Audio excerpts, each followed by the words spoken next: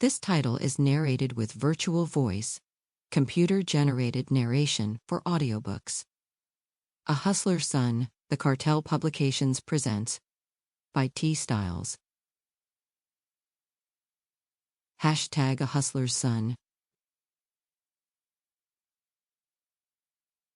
Chapter 1.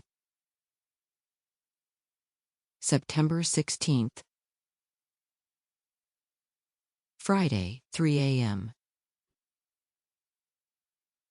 Janet. My hand was moving all over my body, over my breasts, along my thighs and between my legs. While it felt good, I wasn't doing it to reach an orgasm. I was doing it to put myself to sleep. I just got off work and was tired.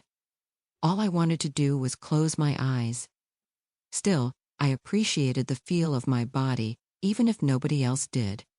I kept my body soft, and I was complimented all the time on my caramel-colored skin and the short, curly hairstyle I sported. With one hand on my breasts and the other between my legs, I was 5 seconds from reaching an orgasm. And then I heard it. I sat up straight in bed to be sure I heard knocking at my front door. Knock, knock, knock. Who the fuck was that? I knew my son was home because I told him to get off the phone when I got in earlier. I grabbed my robe and walked toward the door. Knock, knock, knock. I can't stand when a motherfucker knocks on your door at 3 o'clock in the morning. It usually meant somebody died or somebody wanted something. Either way, I didn't want to be bothered. I grabbed the bat I kept next to my leather sofa and walked toward the door. I'm not sure if I would be able to defend myself with it, if there was actually a barrel to my face, but I was certainly willing to try. Who is it? It's me. Let me in so I can talk to you. This shit has gone on too long. No, I'm not dealing with this shit no more. I'm serious, Delante. Now get the fuck away from my door. Baby, please don't do this shit to me. It's not what you think it is.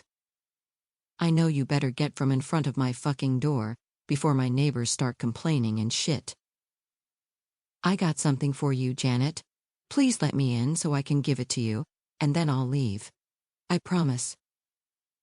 Everything in me wanted to have enough strength to walk back to my room, but I loved him. As sorry as he was, I loved everything about him. I knew the moment I opened the door, he'd be trying to fuck me. It made me mad as hell that I still wanted him. It wasn't all about sex because I could satisfy myself if I wanted to. What I cared about was having a man lie next to me every night, and his ass still be there in the morning. Sometimes I ain't even feel like a woman unless a man was in my bed. To me, there was nothing more comforting than a man holding me and telling me he loved me, even if he didn't. I needed and wanted that type of security in my life, and only a man could give it to me.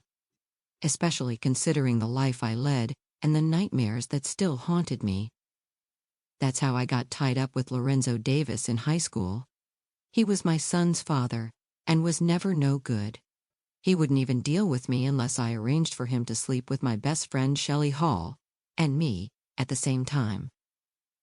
And I did. Anything for Lorenzo was all I could think of, and believe me, making that arrangement was easy, because Shelley looked at him like he was hers from the start. She didn't want to share him, she wanted to own him. She loved fast cars and fast money. Lorenzo had both and reveled in showing them off. He used to run with Rayful Edmond in 1988, so back then, money wasn't a problem. He had enough to take care of me and her, and whoever else came along. Although he's not dealing coke anymore due to being on lockdown for 10 years, but he still had a hustle that kept him paid. I hated the day I ever invited Shelley into our fucking bed, literally. I would have never guessed she'd turn on me like that. She was supposed to want him only when I wanted her to. She was supposed to be a toy we could use and turn off when the game was over, but she caught feelings. To keep listening to this audiobook, I've left you a link in the description so you can do it, at no cost thanks to Audible's 30-day free trial.